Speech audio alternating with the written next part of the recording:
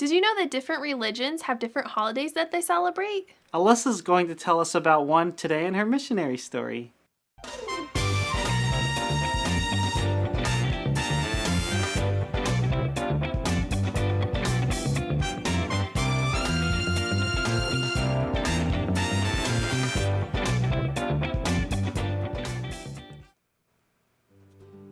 Happy Independence Day, everybody. And we are happy to see you again. And this is the week 5 of our current series. And so last week to talk about Korea. Yep. So I have just a few more pictures from my last little adventures in Korea. And we did something else that I'd never done before when I was in Korea. I've never done pottery before. What? Yeah. No. Have you done it? Yeah. Oh. I was in pottery class at least twice when I was a kid. What? Yeah. Random fact? Mm-hmm. Okay, well, I should have had you come help me. So they just gave us like this flat thing, and then we had to shape it into like the tray shape. So we had like the little sponge and the water, so you could just keep getting it wet and shape it to the design you wanted. And then they showed us how to make a flower with it. And I'm not very artistic, but I felt like that wasn't too bad for my good job. Lack of artistic ability. Mm-hmm. And then we had little stamps that we could stamp around the edges of it. So that's what I did on the left side. And then the Korean teacher tried to like transliterate my name into Korean, and that's what's at the top. She's like, it doesn't really work well. And I was like, I know, Alyssa's a terrible name to put in other languages. So that was mine. And then this one was my friend's, who I went with, and she just did a really big flower in comparison. But she did some real stamps too. Nope, they fired them there, and then they were going to bring them to us or bake them or whatever they do. And they brought hers, and they never brought mine. No. So actually, I don't have it. You worked so hard and made it nice. I know. It was really nice. But then, and she showed me hers, and I was like, well, what happened to mine? That's so sad. Yeah. At least you got a picture. So I do have a picture. That's what it looked like. They also gave us this tea, which was so delicious. Dandelion tea? No! Not dandelion. Oh. Oops. Chamomile. I don't know what that is. Anyway, it's a flower. Keep going. That's why it looks like dandelions. Oh, no, little. It's a lot smaller than that. They're just like smaller than your thumbnail. Just like baby dandelions. So they just put them in the water, and it was really, really tasty. We went to this cool like bug and flower place. Just the outside of that building is cool. It makes you feel like you're in a movie or something, and you got shrunk down to the size of the bugs. Mm-hmm. And you like bugs, so this is a nice place. No, I liked the flower part next door with all the cool stuff growing. And then this thing is like the picture on the right. They're trying to get it to grow in the shape of a heart. So like it's halfway there. It's on the left side, but not quite all the way done. But it was really pretty in there. I really loved that part. And then we went here. Next, how's your Korean? Can you read that? Mm-hmm. It says, this is a fence. No, I don't think so. I don't know, but we went to a zoo that was after this gate, so I'm guessing it has something to do with the zoo. So here's our Korean zoo experience. And it was just connected with that little like bug place or whatever. Cute little deer. Aw, just a little guy. Yeah, and they were pretty close, so you felt like you're just like right there close to the animals. Mm-hmm. I like that goat in the back. Just like sticking his head through the gate. Like, what are you guys doing out there? Do you know what this is? Yeah. A peacock. Yeah, I was gonna say that. Oh, okay. They're noisy. Really, really noisy. They like make such loud squawking sounds. And they had a lot of them in this little cage. Could you go up and just like get really close to them? No, there was still a fence, but they were like this fence on the sign, so it was like you could stick your camera. Well, I could stick my little camera through it. Wouldn't work so great for a big camera now. If you go to the zoo in Omaha, you can just get right up next to them because they have them just out, like not in a cage. The peacocks? Yeah, they're just out there. Oh, well that's cool. Yeah. So these ones are like shouting and making noise, and we looked around the zoo, and then all of a sudden we turned around, and one of them had all of his feathers up. And then he made more noise, and then when the feathers are up, they shake. So it looks like all these eyeballs are like shaking at you. Uh-huh. But he was trying to impress the girl peacock in the back. I don't think she looks very impressed. I was impressed with his feathers, though. That's so funny. But like, look how huge that is in comparison. Like, here's the size of the bird, and then all of a sudden its feathers make it Whoosh. like 5 feet tall. It was really tall. And I think if you go in the summer, it's probably got really beautiful outdoor gardens. Like, this looks like it's probably really pretty in the summertime with like all those vines and stuff growing over the top. Mm-hmm. But yeah, that was my little pottery and zoo experience, which was pretty fun. Yeah, nice. Yep. Okay. Last part of the story. Can you believe it? We're on the last part of our story. I can't believe it. Okay, go get All a snack. So, Mustafa really wanted his friend Rashid to understand who Jesus is and all the things about the Bible being true. And so he tried to get him to come with him to class. That was kind of our end last time. So Rashid and Mustafa are standing outside, kind of like they were fighting on the street corner. And Rashid said, "It can't be. It just cannot be." And he like poked at Mustafa. And Mustafa said, "There is only one God, and it's not the God you're thinking of." And the boys kind of kept shouting back and forth at each other. Now, they weren't really super mad at each other. It was kind of just normal to when you had a discussion with somebody, it just got very intense. So the boys were standing in the corner discussing very intently on their different things. And they had had a lot of discussions like this in the past year since Mustafa had trusted Jesus as his savior, and since Rashid had been coming with him to the Bible class. There were a lot of things that they would come back from the class and they would want to discuss. But Rashid recently had been asking more and more and more questions, and Mustafa thought maybe he's understanding a little bit more. Maybe he understands who Jesus is and he'll want to accept Jesus soon. But they still spent a lot of time arguing. Rashid opened his mouth one more time and he was ready to let Mustafa have the last little bit of information that Rashid knew he had to tell him, and all of a sudden a cannon went off. And all of the little prayer flags came out, and there were speakerphones going all at the same time, and it was the announcement of the beginning of Ramadan. So the argument was over because now it was time to get ready for Ramadan, and everybody came out of their houses and they seemed excited. But that meant over the next 29 days, there were going to be probably lots of arguments and lots of upset people because during Ramadan, a Muslim person will not eat or drink, and some won't even swallow their saliva the whole day long while the sun is up. Then once the sun goes down, then they're allowed to eat and drink again. So they'll have breakfast about the time that the sun goes down at night, and then they'll have lunch at like midnight, and then supper at like 3 a.m., and then they'll go to sleep. Because during the day, it's just miserable. It's hot where they live, but they're not going to have anything to drink because they think it's something that they have to do to make Allah happy. And they have to follow these rules. So Mustafa and Rashid gathered with all the other people to get ready for the celebration, to get ready for Ramadan.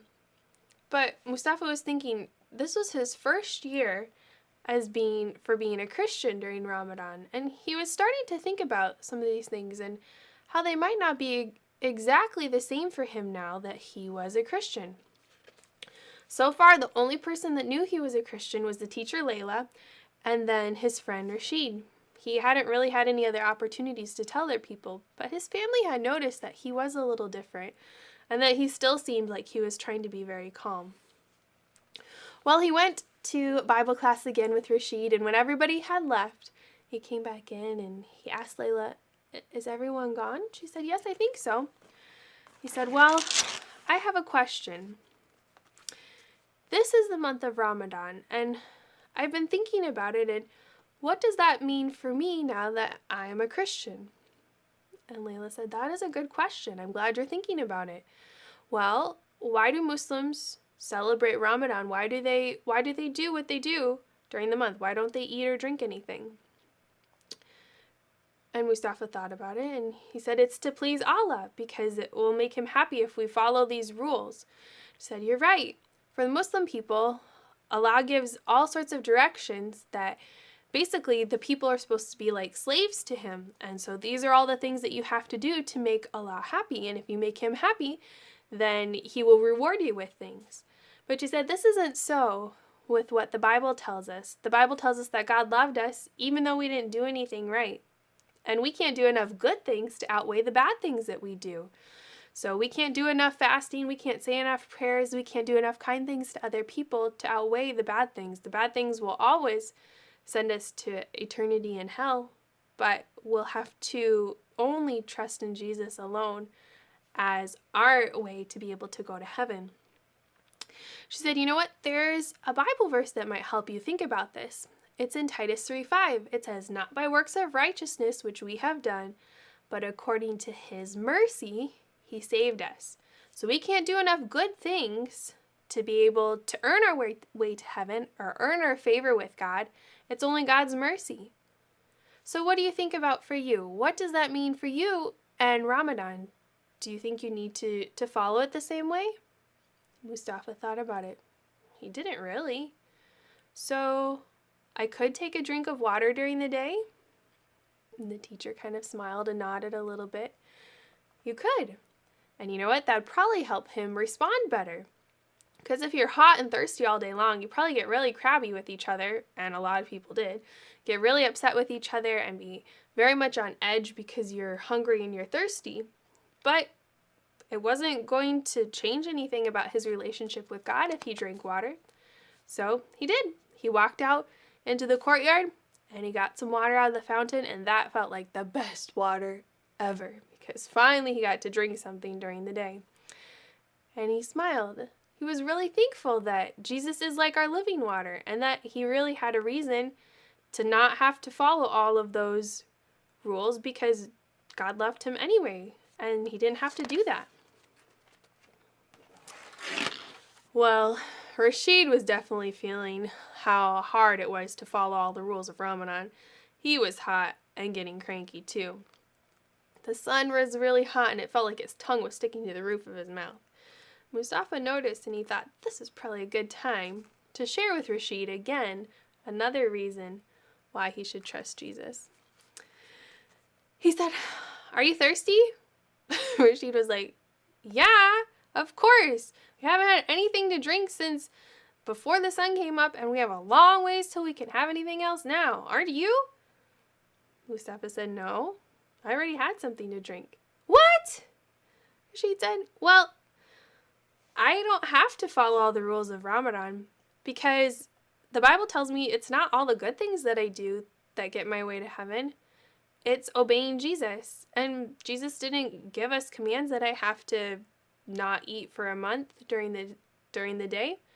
And so just so I have a better response to other people, I am taking some drinks of water, just like this." And he scooped up some water and drank it. Or she just looked at him. "What? But Allah won't be happy with you and bad things will happen. You'll probably just get struck down right here." Mustafa said, "No, I've been doing it for days and I'm still here." Rashid had some more to think about. Mustafa just left him there, sitting. Maybe Rashid was going to think a little bit more about getting water. Well, the next day was the last day of Ramadan, so all the people had a huge celebration and lots of big feasts because finally they could eat all the food and drink everything again. And Rashid came running over to Mustafa's house. He said, "Right now, we have to go right now to Teacher Layla's house." So they ran over there. He didn't know what was going on. They ran in the door, and Rashid saw Layla, and he said, "I've decided, just like Mustafa, to drink the water that's never going to run out, and I want to be a follower of Jesus too." And he had finally made that decision. Everything had made sense to him about who Jesus was, that he is love and that he cares about his people and he doesn't just want them to do rules and follow things. He wanted them to live life to love him and to serve other people. And that was the best ending to Ramadan ever for Mustafa. And you know what? There are lots of kids around the world that are Muslims. And I think we just had Ramadan not that long ago, the time of it. And so people all over the world and kids, as long as they can like carry a bucket, that's kind of like their rule. As long as they're big enough to work, then they're big enough to follow these rules. So they have to go all day long without drinking or eating anything. So we can definitely pray for them because they need to know the good news of Jesus and they need someone to tell them about how Jesus loves them. Well, thank you for sharing that story with us. And we'll look forward to another one next week. Yeah.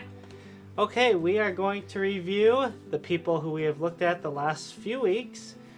And so we are going to start with the Thompsons in Chile.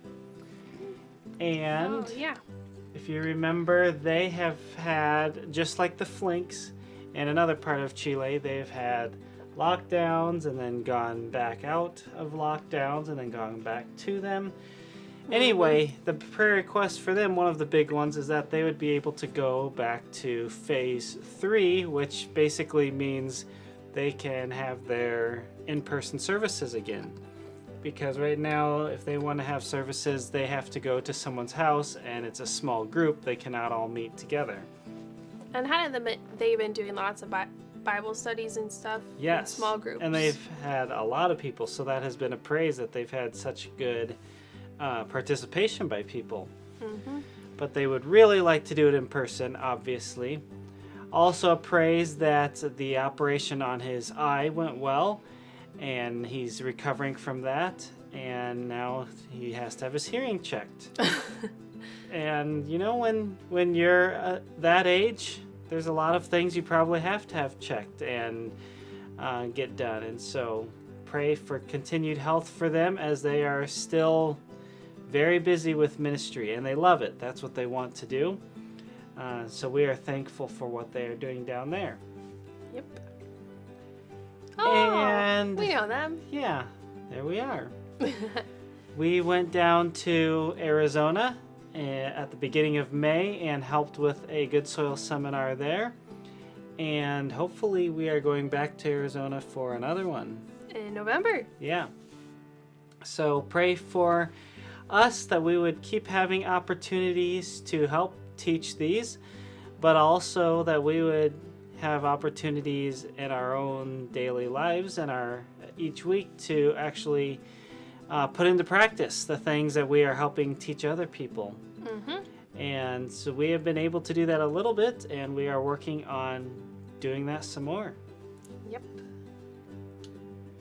Paul and Jamie Schmidt, and they just got back from Brazil a week ago, and we're gonna have them come back up sometime and tell us more about that. But continued prayer for them as they seek God's will for them in life and in ministry.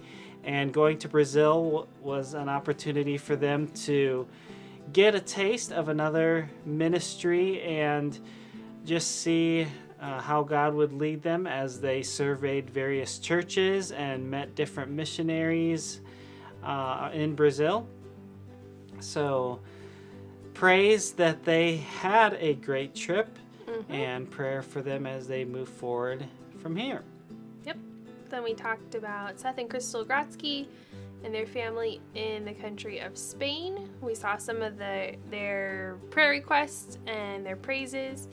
And then they have a new intern coming to live with them. So she's probably there and just getting settled and everything and figuring out how that'll all work together as they do ministry in Spain. So we'll just keep praying for them, and because they're still waiting for their lockdowns and stuff to open up and how tough that is on the kids and everything. Yep. So yeah, lots to pray about and think about this week. Maybe you can remember them before you go to bed, or maybe at a mealtime. Just think about one of these missionaries and just help, focus on something that they need or a praise that they've had. Yep.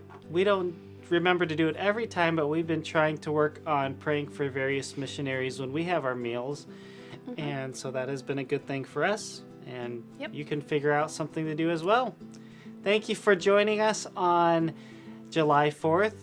And if you're watching this later, that's fine too. Thank you for watching, and we look forward to seeing you the next time. Yep. Bye. Bye.